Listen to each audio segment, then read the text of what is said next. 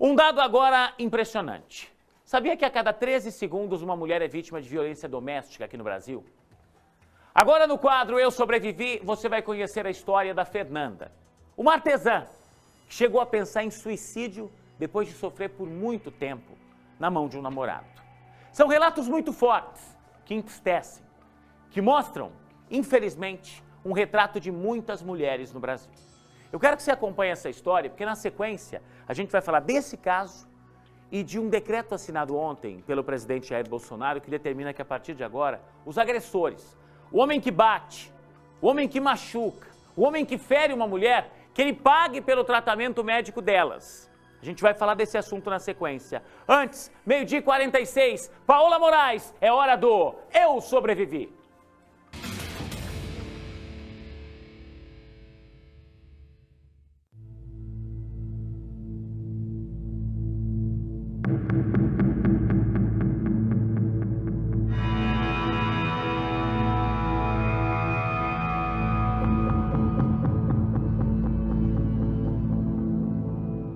Fernanda não pode mostrar o rosto. A mulher ainda foge do ex-namorado, um homem agressivo, oportunista e cruel.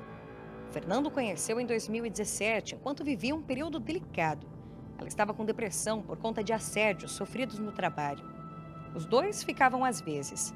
Nesse meio tempo, Fernanda ainda foi assaltada e abusada em um ponto de ônibus.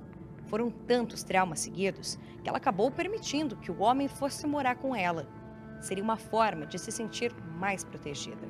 Até então ele parecia um indivíduo normal, sem nenhuma dúvida em relação ao caráter, à índole, um comportamento aparentemente normal. Alguns meses depois, Fernanda descobriu uma traição do namorado. Eles brigaram e ela pediu para que ele saísse da casa dela. No dia seguinte, Fernanda sofreu a primeira agressão física. Eu vi um poder de persuasão de querer controlar as minhas medicações, de me levar ao médico, de tomar a frente em tudo e de não me dar voz. Foi me anulando, me silenciando e eu estava debilitada e eu estava praticamente em estado de alienação, já não tinha mais compreensão, né, de que aquilo era algo errado, de que aquilo não estava certo.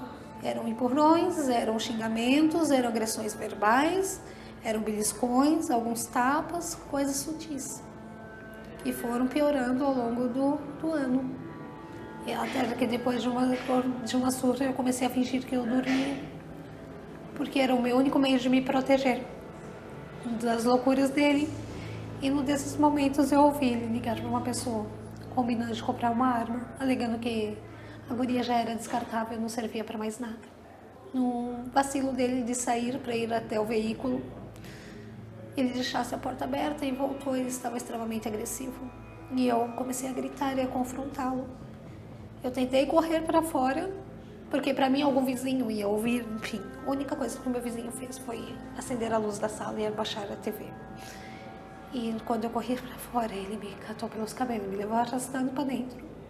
E começou esse espancamento novamente. Fernanda fez um boletim de ocorrência e conseguiu uma medida protetiva. Mas o namorado pediu desculpas, foi se reaproximando e a convenceu a ir até a polícia para retirar a denúncia. Ele tem uma habilidade verbal de conduzir as coisas assustadoramente, que chegas num momento que tu não sabes mais o que é real e o que não é.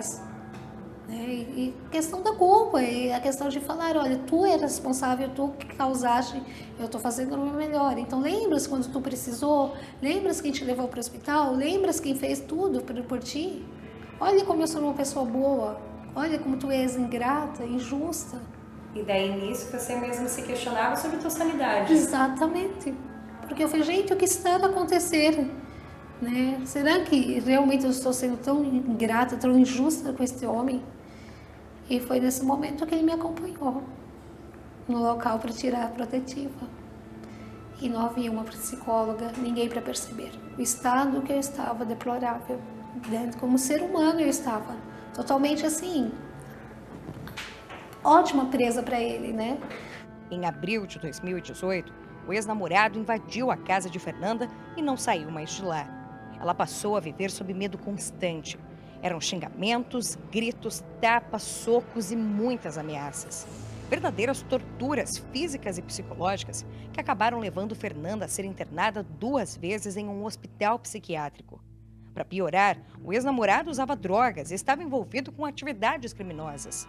No final de 2018, Fernanda chegou a ser forçada a cheirar cocaína. O desespero era tamanho que ela pensou que a única forma de acabar com todo esse sofrimento era se matando. Eu já não tinha mais contato com as pessoas, com o mundo externo, então o mundo era em torno dele. O que ele falava era lei. Eu evitava de questionar porque eu tinha medo da reação. Quer dizer, você já estava com um quadro de depressão, já estava com estresse pós-traumático por conta do assalto violento que você sofreu, e tinha essa pessoa que era manipuladora ali dentro de casa, que com isso também foi te afastando das pessoas, porque você comentou que você se sentia humilhada pelas agressões também. Exatamente. Você tinha vergonha de sofrer. Exatamente. Como é que tu vai falar? Olha, o sujeito me bate, me ofende, né? Porque eu não tinha o conhecimento que eu tenho hoje, né? Que é a questão do xingamento, das ofensas, o modo pejorativo de colocar, né? As palavras. Não deixa de ser uma agressão, e aquilo para mim começou a soar como normal. Então eu procurava ser o melhor possível, procurava me esforçar o máximo que eu podia para não contrariá-lo, para não ver o lado ruim dele. Só que quanto mais me esforçava, pior ficava. Em outubro foi a gota d'água.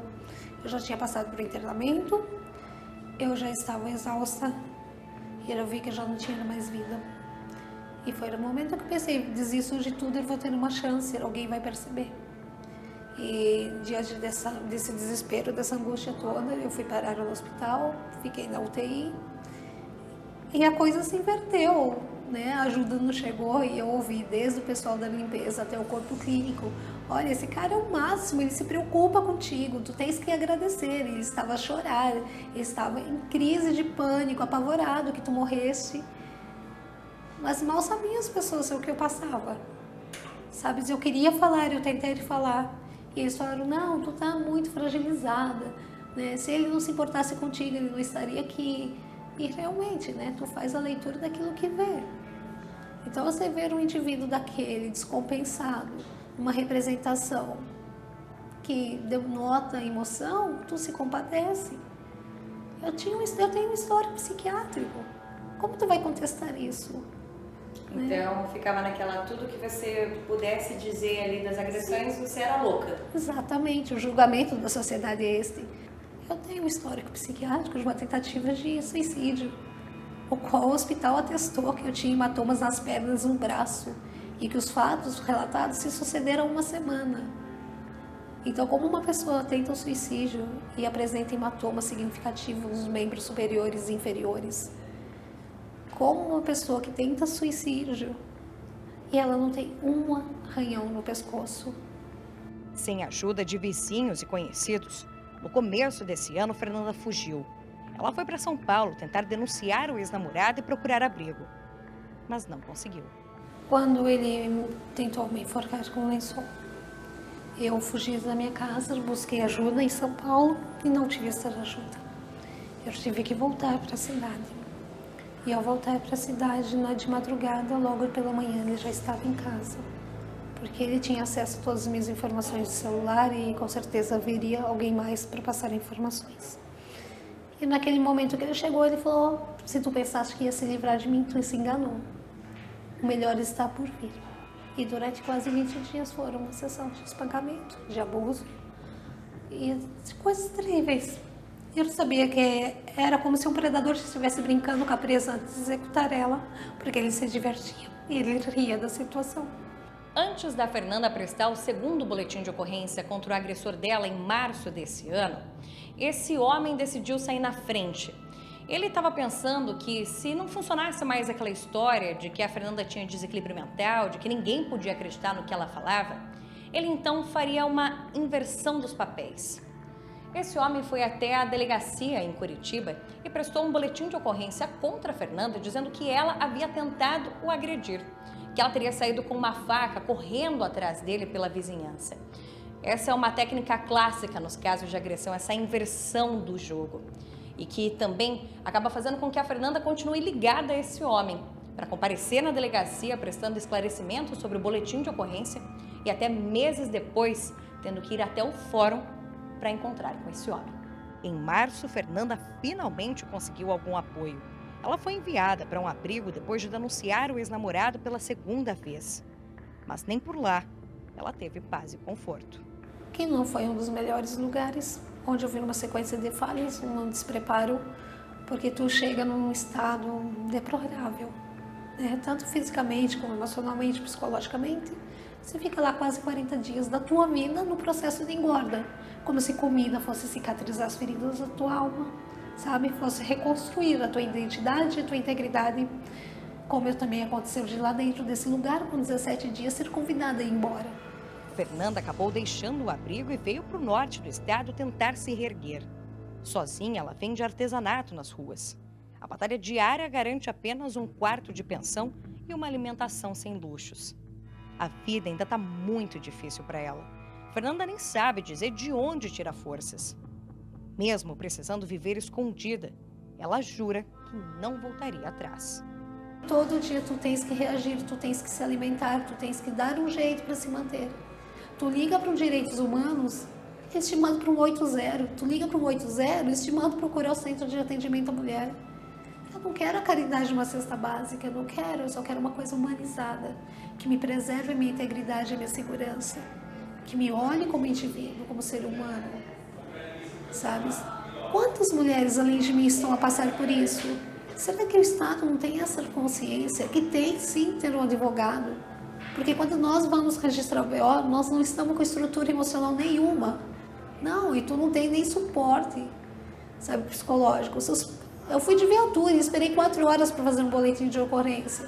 O que você diria para uma mulher que é vítima de violência, que está escutando o seu relato, do porquê, por mais que seja difícil, né, ainda é melhor sair daquela situação de violência? Ela tem que romper o silêncio, ela tem que dar a cara a tapa, ela tem que gritar, ela tem que expressar para o mundo.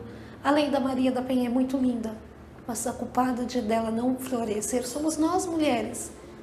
Porque se nós tivéssemos nos unido e se alinhado a ponto de falar a tua dor é uma extensão da minha, a lei teria criado raízes mais sólidas, nós teríamos uma estrutura humanizada. Só que acontece, as mulheres também têm um pré-julgamento, elas também olham para o umbigo delas, a gente tem que se desprender.